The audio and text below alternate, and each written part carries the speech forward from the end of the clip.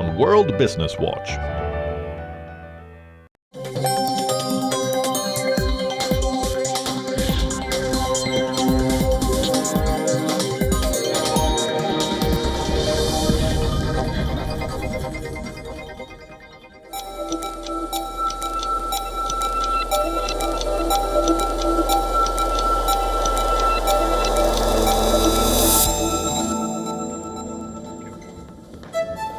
Hello and a very warm welcome. You are watching Gravitas with me, Molly Gambhir. Let's get started.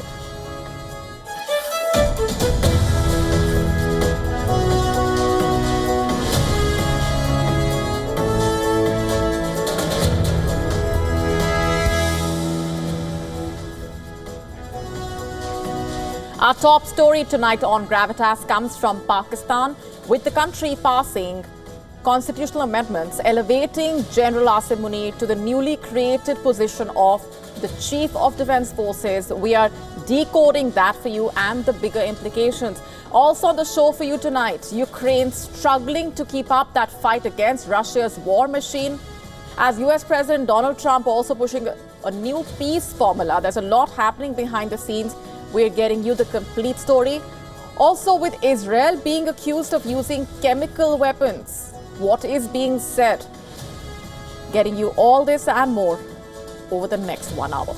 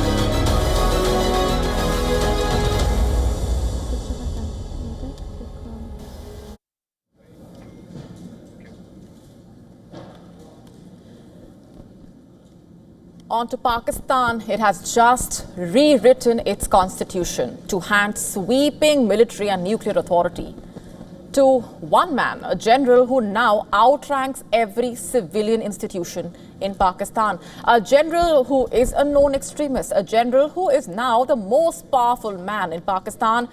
We're talking about General Asim Munir. Through a series of legal reforms, Munir has now been made Pakistan's supreme commander. In other words, Pakistan has a new dictator in a way, unlike anyone in the country's past. And considering Pakistan's history with despots, that is saying a lot. Now, here's what has happened. Asim Munir, the army chief of Pakistan, has been elevated to the post of Chief of Defence Forces, a post that has been created for the first time in Pakistan through a controversial 27th Amendment to the Pakistani Constitution. It places Saeed Asim Munir at the helm of all three services, the Army, the Air Force, the Navy, for a fixed 5-year term. The amendments, which were passed by the Senate on the 1st of November, abolished the position of the chairman of the Joint Chiefs of Staff Committee, which is the senior-most tri-services role.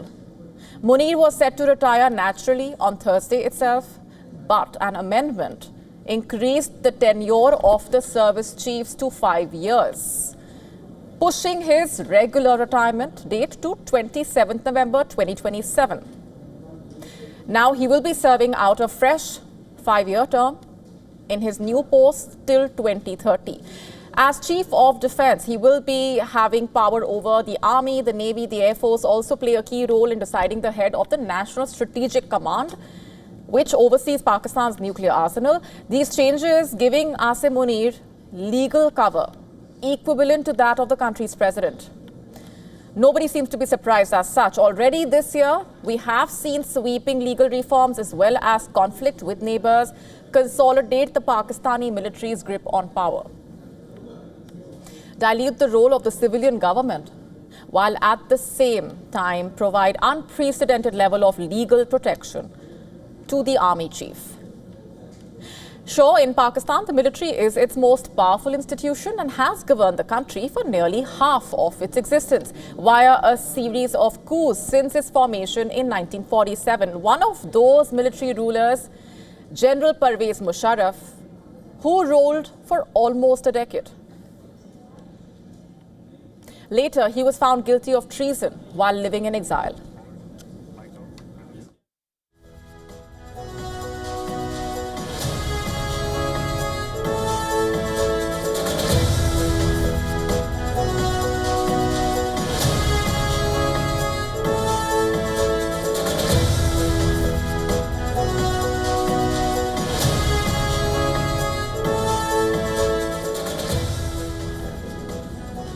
But here's the thing, what makes this constitutional coup of General Munir different from the ones in the past is that this time Asim Munir gets a lifelong immunity from legal prosecution.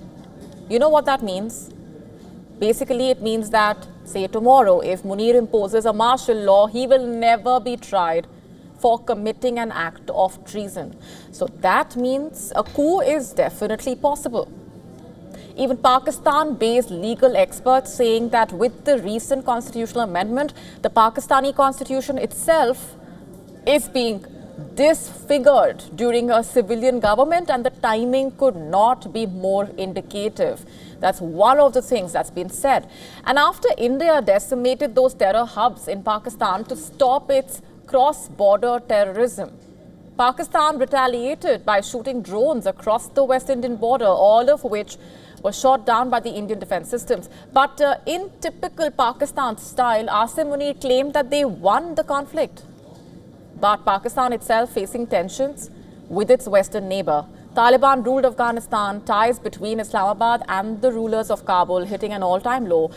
What was once seen by some in Pakistan as a deep friendship has devolved into resentment, leaving Afghanistan and Pakistan unable to stabilize their relationship.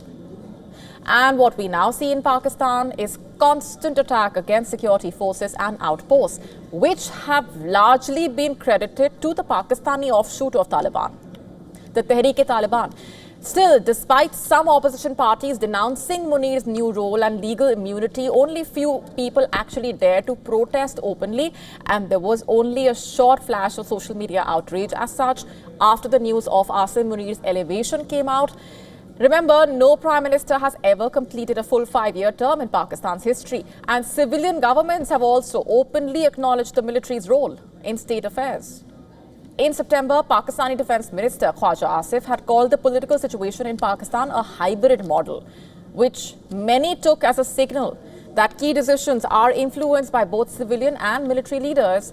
If anything, it is a confirmation of an open secret about Pakistan that even during periods of civilian rule, the army chief of the country is always the real kingmaker. Munir previously led Pakistan's spy agency, the Inter-Services Intelligence Agency. He was ousted from that post in 2019 after just 8 months under the previous Prime Minister Imran Khan for reasons that have never been made public. Khan himself was later pushed out by a no-confidence vote in the country's legislature in 2022, which analysts say was the result of falling out with the army. His successor, Shehbaz Sharif, elevated Munir to army chief. The military has long denied the involvement in elections or political affairs. But Khan, considered one of the most popular political leaders in Pakistan, is currently languishing in jail on corruption charges he denies, with many of his supporters accusing the army of fostering his rival coalition government, while pushing through 2 constitutional amendments in a year to tighten its oversight of courts and judges. Resentment among Khan's supporters boiled over into mass nationwide protests in 2023, remember, ahead of the elections he ultimately lost, and a march on the capital last year that turned into a violent standoff with the authorities there. And now, Imran Khan's party saying everything that is being done in Pakistan, let it be constitutional amendments or new parallel forces, is out of fear of Imran Khan and his popularity, quote unquote. That's the statement on your screen. And as far as the rights groups are concerned, the Human Rights Commission of Pakistan has said that the constitutional change further weakens essential checks and balances at a time when public trust in state institutions is fragile.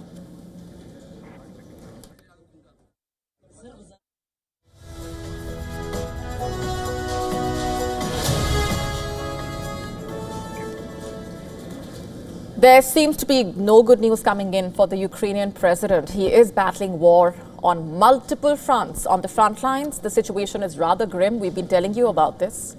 Ukraine is struggling to keep up that fight against Russia's war machine. This as US President Donald Trump pushes a new peace formula.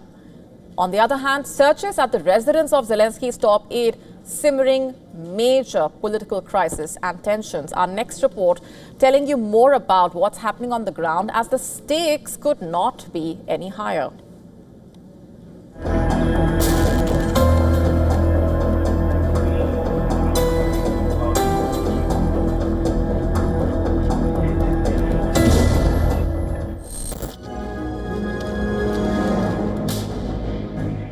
In Europe's most volatile war zone, a new diplomatic fault line is opening.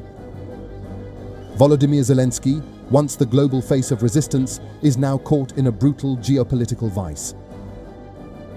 US President Donald Trump signals a fresh peace proposal, one that reportedly demands Kyiv accept frontline realities as they are today. A deal many see as bad, but possibly the only deal on the table. Zelensky faces a tough choice between a painful compromise or a no deal and further war. The Russian war continues, and we all hear that Russia scorns the efforts of key global powers to truly end the war with a lasting peace. But whether there will be peace does not depend on Russia's threats or on whatever ultimatums it voices. It depends on the conditions the world ensures so that this aggression cannot be continued. For Zelensky, this is a nightmare crossroads. His army is stretched, ammunition low, funding from its European allies is uncertain. On the front lines, three separate crises are unfolding. Russia is moving fast in Zaporizhia and in Kupiansk, further to the north. Putin asserts Russian forces have surrounded the embattled Ukrainian city of Pokrovsk and control 70% of it, but Kyiv's top general said Ukraine was pushing back hard. Zelensky is also fighting another losing battle. The flames of corruption has now reached his doorsteps. Ukraine's anti-corruption agencies searched the home of his powerful chief of staff. The official, Andriy Yermak, is the person leading Kyiv's negotiating team trying to hash out terms with Washington. Putin is playing hardball. He rules out any agreement with what he calls Ukraine's illegitimate leadership. He alleges Kyiv made a fundamental strategic mistake by not holding elections under martial law. The Russian president thunders his readiness to fight on if Kyiv chooses to fight to the last Ukrainian. Yet, behind the chest thumping, Moscow signals something unexpected. Putin is open to discussing a Trump-led peace plan with US Special Envoy Steve Witkoff's visit to Moscow next week. As I understand, they decided that all 28 points should be grouped into 4 separate components. We received all this information. In general, we agree that US-backed peace plan can be used as a basis for future agreements. But it will be impolite on my part to speak about any final versions because there are none.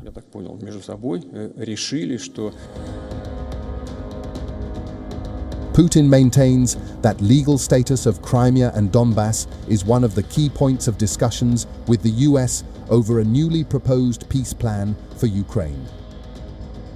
As Putin courts Washington and Trump pushes his own peace formula, Kyiv's room to maneuver narrows by the hour. Zelensky's next move could shape not just Ukraine's fate, but the future of European security itself. Bureau Report, WION World is one.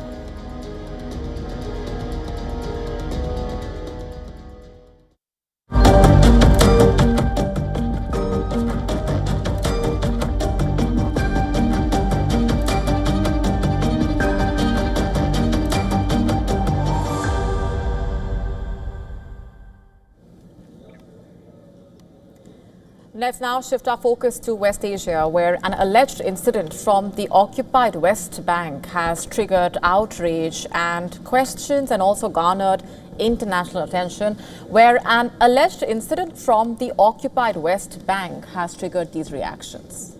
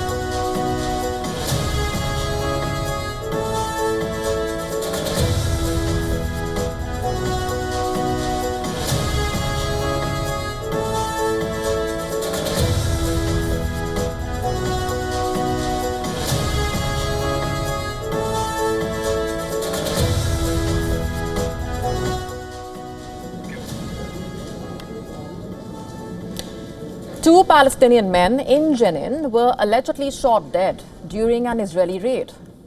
And videos broadcast on Arab news channels showing the men surrendering before gunfire erupts. And their deaths have sparked accusations of execution and ignited a renewed debate over Israeli military conduct. The Israeli military saying that it has opened an investigation into the incident. The two men were identified by the Palestinian authorities as 26-year-old Al-Muntasir Abdullah and a 37-year-old Yosef Assasa, further claiming that Israel had taken away their bodies. And in one of the videos aired on Palestine TV, the men are seen stepping out of a garage with their hands raised and lifting their shirts to show they are not carrying explosives. And they are later reportedly ordered to the ground and directed to head back towards the garage. A second video from Egyptian TV station showing the men again on the ground at the garage entrance, surrounded by soldiers, gunshots ringing out, both men falling motionless, while one soldier can be seen firing his weapon. The Israeli military stating that the two were wanted militants in northern town of Jenin who had allegedly thrown explosives and opened fire at the troops prior to their arrest, further claiming that they were affiliated with a terror network in the area of Jenin. The military adding that once the men left the building, fire was directed toward the suspects. And the matter is now under review by the appropriate authorities. Now, the statement did not give any reason as to why the Israelis forces opened fire. That's the question that's being asked. Nor did it specify what the two men were accused of or if there was any evidence of their alleged link with a terror network. Palestinians and human rights organizations saying that similar such probes have rarely led to accountability. Numbers compiled by AFP from the Palestinian Health Ministry stating that more than 1,000 Palestinians in the West Bank have been killed by Israeli troops or settlers since the Gaza war started.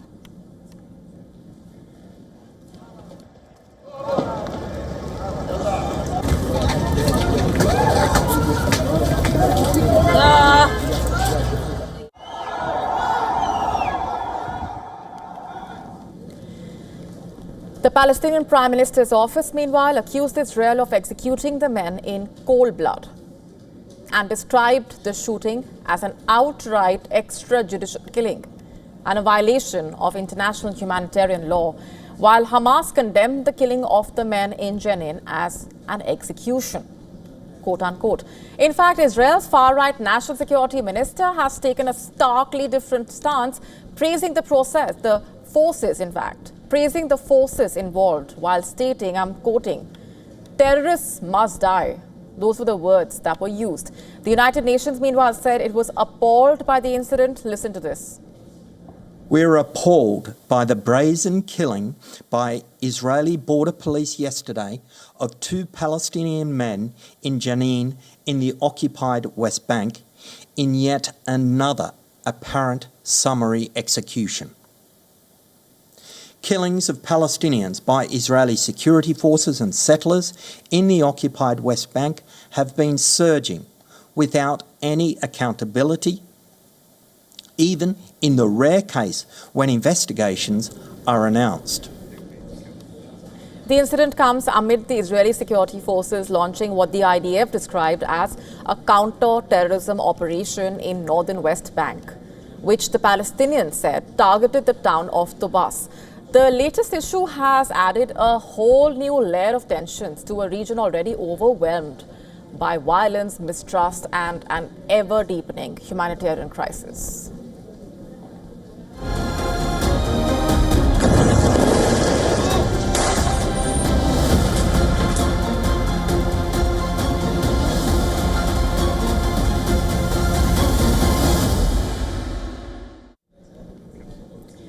A major diplomatic flashpoint unfolding at the Chemical Weapons Convention in The Hague, where Qatar and Ireland are accusing Israel of using prohibited chemical weapons in its military operations in Gaza.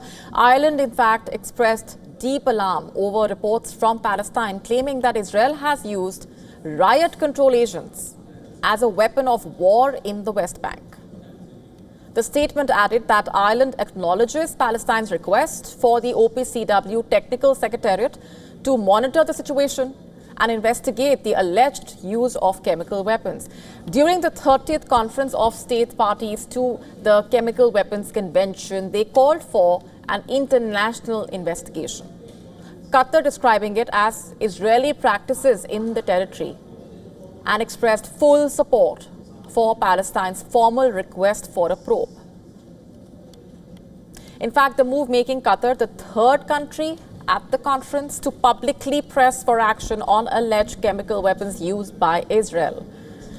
Qatar has also strengthened its position within the OPCW. The nation secured a diplomatic win at the conference, being elected to serve as president of the organization for the period 2026 to 2030. It comes after Qatar demonstrated its influence earlier this year by drafting a resolution that successfully paused inspections of the suspected chemical weapon sites in Syria.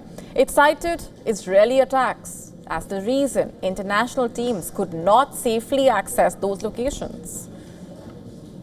While the specific substances referred to by Qatar, Palestine, Ireland have not been identified in their formal statements. The allegations coming against the backdrop of long-running controversy over Israel's use of white phosphorus in past and recent operations. Israel was accused by the Human Rights Watch of using white phosphorus munitions in both Lebanon and Gaza during the conflict. In fact, the rights group arguing that when air burst over densely populated urban areas, white phosphorus acts indiscriminately.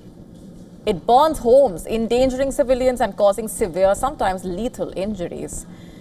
The Israeli military has flatly denied these claims, calling the accusations unequivocally false. They continue to maintain this position in the past controversies.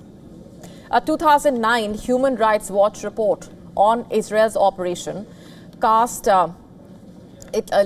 lead found that white phosphorus was used extensively throughout Gaza, including overpopulated civilian areas where it damaged a school, a market, a hospital, and an aid warehouse. From both world wars to Vietnam War, from Iraq war to Yemen crisis and the Russia-Ukraine war, the issue of white phosphorus is not new. At the time, Israel's explanations shifted. It first acknowledged the use of the munition for target marking and then denying its use altogether before later ordering an internal investigation, while maintaining that its actions met international standards.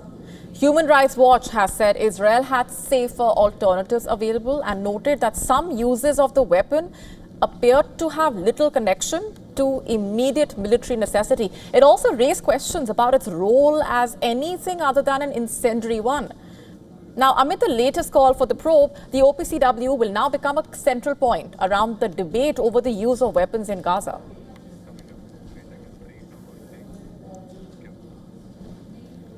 A quick look at what else is coming up for you on the show tonight. We put the spotlight on the UK military crisis, getting you a detailed report on that in just a bit.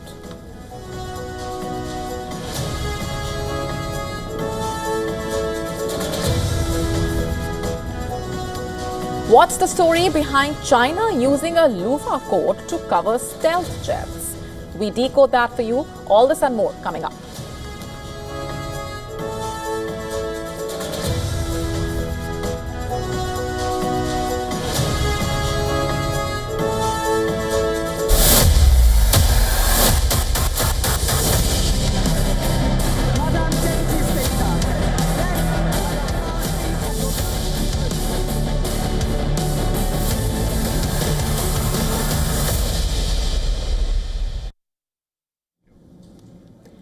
Britain's autumn budget is being perceived by many as a tax-heavy plan that has reportedly left many British families worried, frustrated, and also asking whether the system is working for working people anymore. On Wednesday, the UK government unveiled its 2025 autumn budget, which increases the tax burden while promising long-term deficit control. But many Britishers are saying they are paying the price right now. In fact, one of the key issues is a 4.1% rise in the national minimum wage. While the wage boost has been welcomed in some quarters, it has also triggered a heated conversation about the value of higher education. The latest figures showing starting earnings for many university graduates are now equal to or even lower than the upcoming minimum wage, raising tough questions about whether expensive degrees still deliver a financial return. I think student loans are extremely high in this country. Tuition fees are going up even more. We've got a long period of education, which is difficult to pay back. Just to break this down further, small business owners are saying they fear rising taxes will hit low earners the hardest. The lower paid is disproportionately higher than those who have higher income, and that is not fair. And the British Prime Minister has said that the tax-raising budget is aimed at helping to grow the economy. But public opinion regarding the budget remains sharply divided.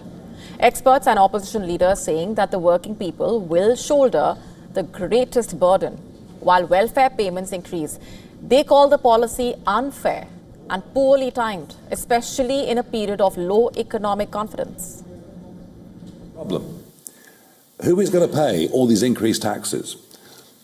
Not just the frozen thresholds, they're bad enough, but all the other taxes, whether it's on taxes or whatever else it may be. Basically, working people are going to be subsidising a welfare bill that shows no sign of going down whatsoever. Indeed,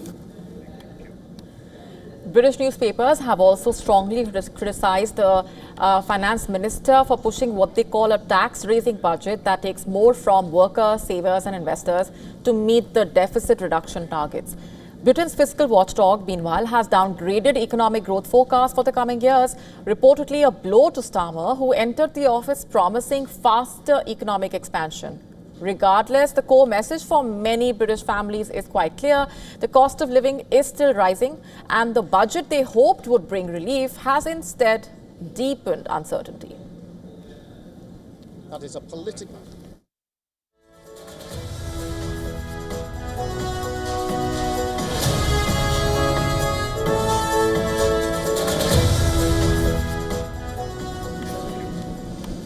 Shifting focus now, Pakistan's headache continuing to grow as the country faces a storm of economic and public health crises.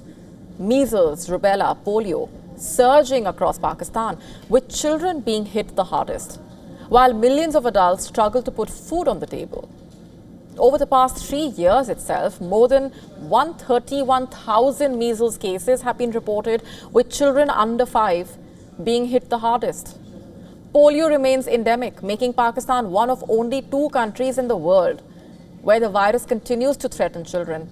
Vaccination drives aiming to protect millions of children have been hampered by parental refusals, widespread misinformation, and deadly attacks on the health workers. Despite efforts to reach over 50 million children, the country struggles to safeguard its youngest citizens from these life-threatening diseases. In Pakistan, almost 17,000 cases have been registered in just 2025, and out of that 17,000 cases, many of the children have died because of these complications. So government of Pakistan has planned regarding vaccination, this vaccination campaign based on the burden of disease. So now it is the utmost importance of the parents and the workers and the community and the schools, teachers, everyone, that to participate in this campaign to protect the children so that we can reduce the burden of this disease in our community.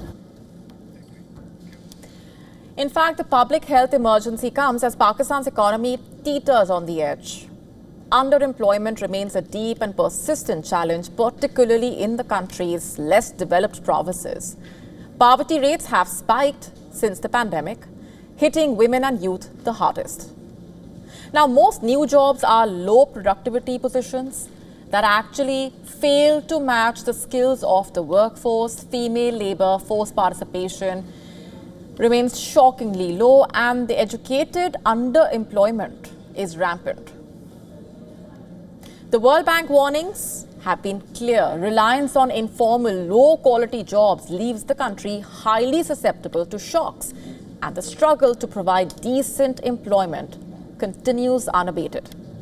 Inflation continues to crush households, foreign reserves at dangerously low levels, millions struggle to afford basic meals. Yet in the middle of this struggle for even the most basic necessities, the government raised defense spending by a massive 20%, even as the country grapples with disease, poverty, unemployment, and an economy on its knees. On top of all this, Pakistan's public debt has reached staggering levels.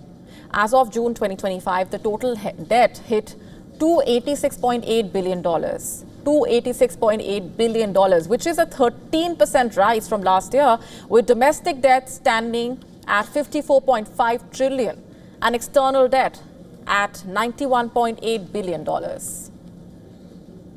Now, the debt to GDP ratio is now around 70%, making the country highly dependent on international aid and IMF bailouts just to stay afloat. With children facing deadly diseases, millions struggling in poverty, and the economy hanging by a thread, Pakistan is caught in that crisis of its own making. A toxic combination of health, economic and fiscal emergencies that is showing no signs of letting up.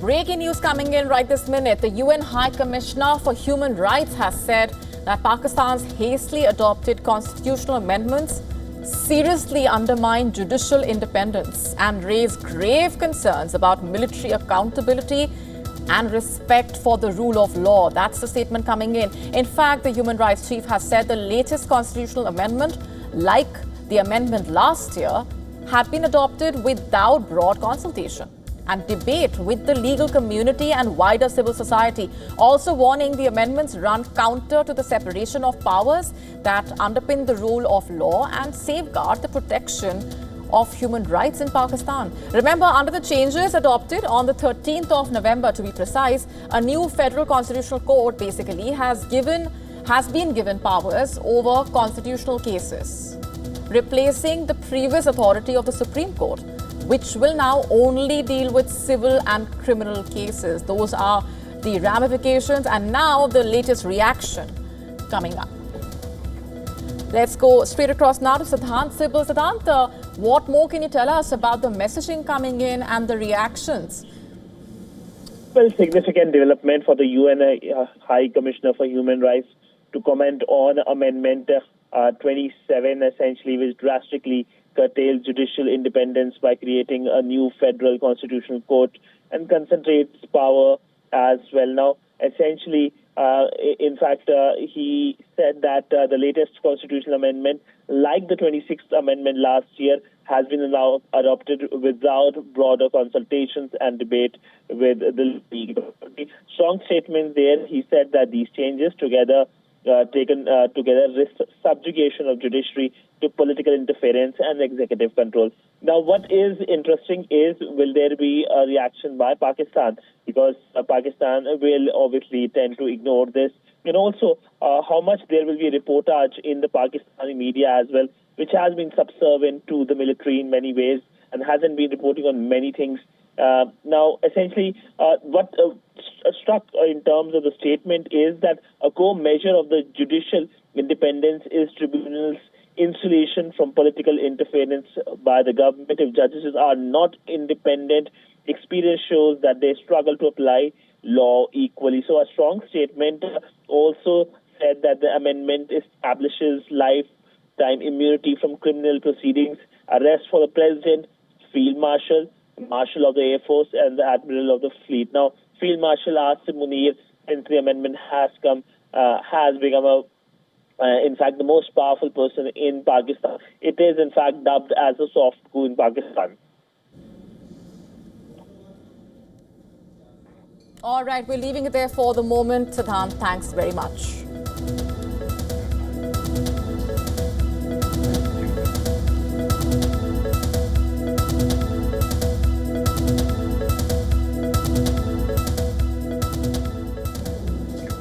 All right, we will of course keep a close eye on those updates coming in, but we are shifting focus for now. Trump's plan to end all federal benefits for non-citizens, signaling a major shift with significant business and economic implications.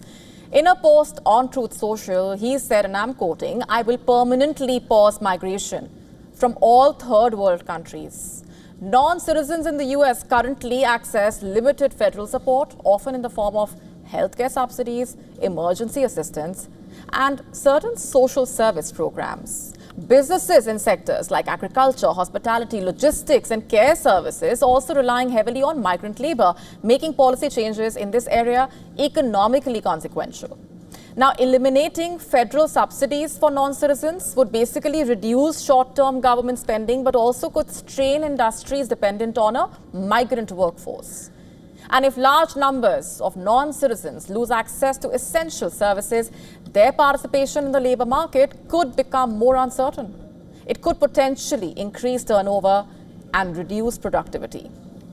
Now, a sharp pause in migration for multiple countries would further tighten the labor supply, especially in the lower wage and high demand sectors already facing shortages. Trump's administration has also started reviewing asylum approvals and immigration processes, adding further uncertainty for the employers. Now, while the policy aims to reduce federal costs and strengthen security, the combined effect may slow down the economic output, raise the labor costs, and also disrupt businesses that rely on steady inflows of the migrant workers. Moving on for now, a once proud army standing at its weakest point in 2 centuries. A country built on military legends is now struggling to fill its ranks. And the numbers revealing a crisis Britain can no longer hide. The British military today is weakest in the last 200 years, it seems. Take a look at this detailed report.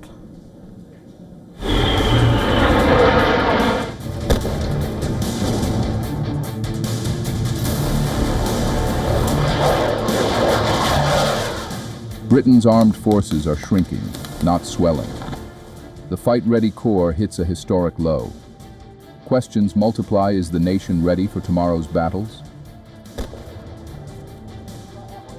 In an entire year, the British Army added just 240 new soldiers, a number smaller than a single infantry company. Recruitment stalls. Britain's fully trained troop count has collapsed to its lowest level in 200 years. the government pledged to strengthen the forces, rebuild regiments, and reverse years of cuts. Instead, the army shrinks. The Royal Navy struggles to crew its warships. The RAF faces shortages from pilots to technicians. Across the board, Britain's military muscle is thinning, but London vows to boost its spending.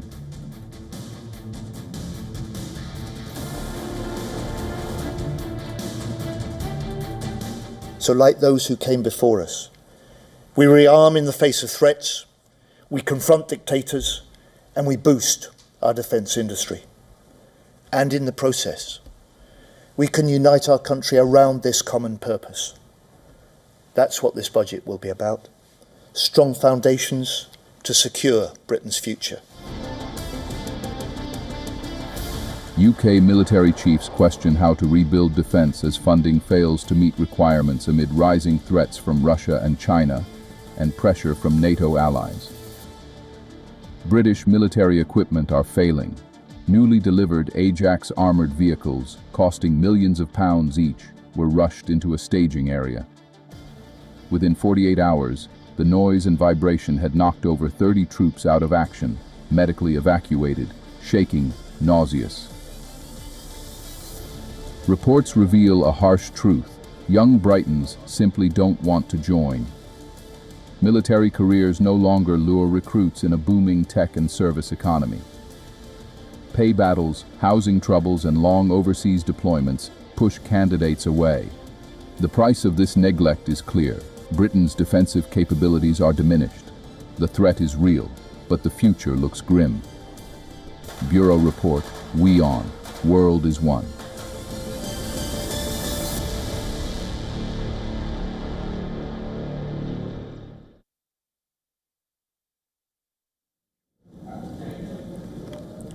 Shifting focus to Iran, it has reportedly transferred hundreds of millions of dollars to Hezbollah over the past year through money exchange companies and private businesses in Dubai, allegedly. According to a report by the Wall Street Journal, Hezbollah requires substantial funding to rebuild and rearm following last year's conflict with Israel. Earlier, financial channels through Syria weakened after the collapse of the Iran-aligned Assad regime, and Lebanese authorities have increased restrictions on couriers bringing cash through the Beirut airport. Now, these disruptions appear to have pushed Iran and Hezbollah to rely more on alternative routes, reportedly, with Dubai allegedly and reportedly emerging as a key location in this process. According to the Wall Street Journal report, earnings from Iranian oil sales are set to be directed to exchange shops. Private firms, businessmen, couriers linked to Tehran in the UAE. And from there, funds are allegedly moved to Hezbollah inside Lebanon using the Hawala system, a traditional method based on personal networks that transfers money without physically moving it across borders. A dealer reportedly collects the funds in Dubai while another releases equivalent amounts in Lebanon, with settlements handled later, reportedly. Now, earlier this month, the US Treasury Department, remember, stated that Iran's Quds Force has transferred more than $1 billion to Hezbollah since January, largely through these exchange entities. The Quds Force is responsible for supporting Iranian-aligned militias outside Iran. And reports also indicating that Hezbollah is increasing recruitment and rebuilding its weapon stockpiles after the war with Israel. Earlier this year, Iranian and Saudi media reports claimed that Hezbollah is receiving money, equipment, and weapons from Iran via sea, with shipments reportedly overseen by Iran's Quds forces and routed either directly from Iran or via intermediary countries, reportedly, with Hezbollah having access to contacts within Beirut's customs and port authorities and among the port workers who allegedly allow supplies to be received without regular government inspections.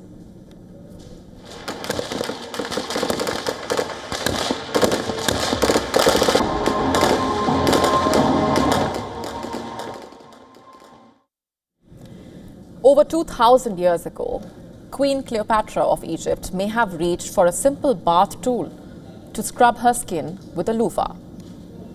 In case you're unaware, it's a light sponge-like item which is also treasured in ancient Egypt, in fact, as a symbol of purity and luxury. Now today, it is at the center of a surprising new scientific breakthrough. Let's just break this down for you. Chinese researchers are claiming that they have transformed the loofah into a next-generation stealth coating that could help modern warplanes hide from powerful space-based radar satellites. Now, for years, stealth aircraft like the F-22 and B-2 relied on special shaping and coatings to appear tiny on the radar. But new low Earth orbit radar satellites using synthetic aperture technology can look down at aircraft from directly above this one angle where traditional stealth is least effective. From that top-down view, even a highly advanced stealth jet can reflect radar like a flat mirror, making it easy to detect from hundreds of kilometers away, basically.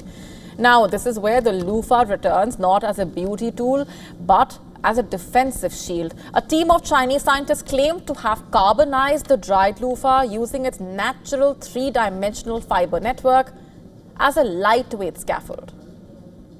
Now, they then coat this structure with tiny magnetic particles of nickel and cobalt. The result is an ultra-thin material, just 4 millimeters thick, capable of absorbing more than 99.99% of microwave energy in critical radar frequencies. When radar waves enter this loofah-based coating, they basically get trapped inside its maze of pores, bouncing around until their energy is absorbed and converted into heat. In tests, this material reduced reflected radar signals by nearly 700 times. Now, the process to make it is surprisingly simple. The loofah is cleaned, dried, and heated to high temperatures to create a porous carbon skeleton. The magnetic nanoparticles are then grown directly onto its fibers, creating a material that lets radar waves enter easily and prevents them from escaping. This discovery is part of a broader shift in China's research culture, but scientists are cautioning that there are challenges ahead. The coating must withstand extreme speeds, weather, temperatures, and it will be needed to be adapted to work across more radar frequencies before it can be used in real military operations. And as we look at the modern battlefield, one thing is clear here. Stealth is not just the future of warfare, it's also the reality of the present. Nations around the world are racing to vanish from radar screens to strike without being seen, and to survive in an era where detection is often the difference between dominance and defeat. Indonesia is at the center of a growing international health and safety scare after radioactive contamination was discovered in exports ranging from shrimp and spices to sneakers. Authorities have now opened a criminal investigation, and the substance involved is one of the most feared in the world of nuclear safety. The alarm was first raised in the United States. During a routine inspection, the FDA basically found traces of the substance in a shipment of frozen shrimp imported from Jakarta. At the same time, authorities in the Netherlands detected radiation in shipping containers holding sneakers from Indonesia.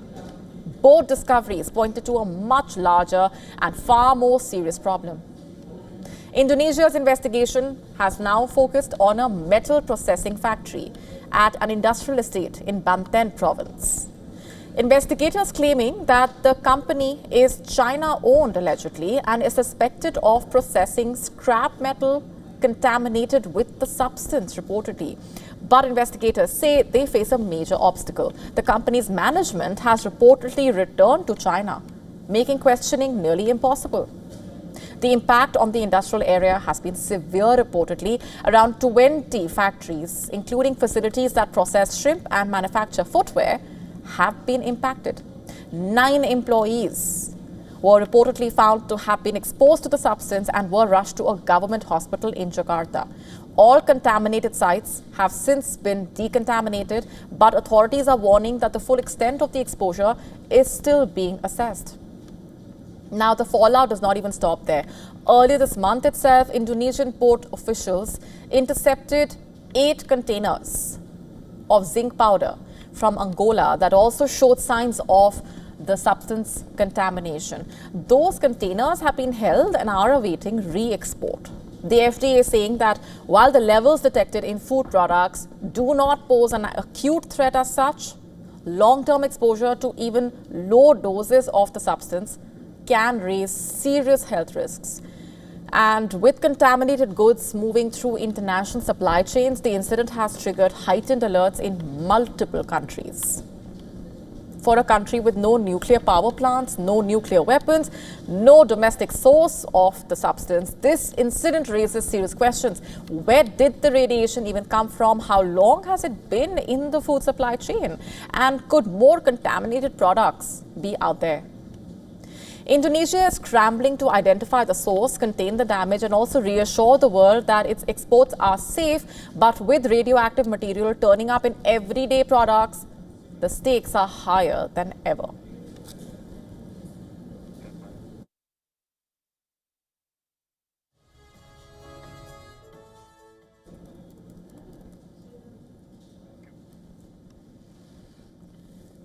Thousands of people lined up the streets of New York City for the 99th Macy's Thanksgiving Day Parade, featuring giant balloons, marching bands, clowns, floats, and performances by artists.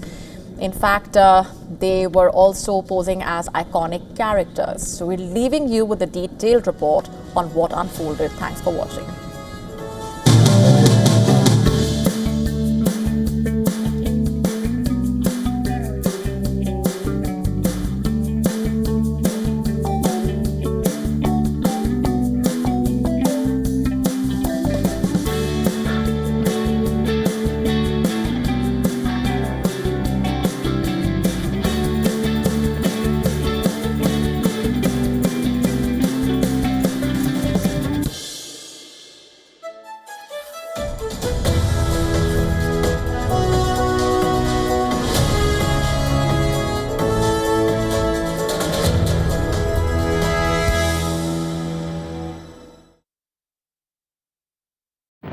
Rashtriya Swayamsevak Sangh. To some, it's an extreme ideology.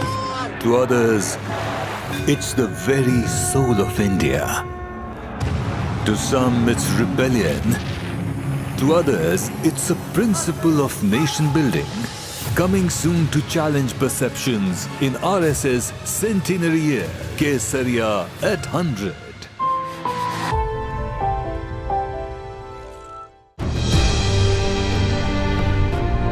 Dharmendra, the he-man of India.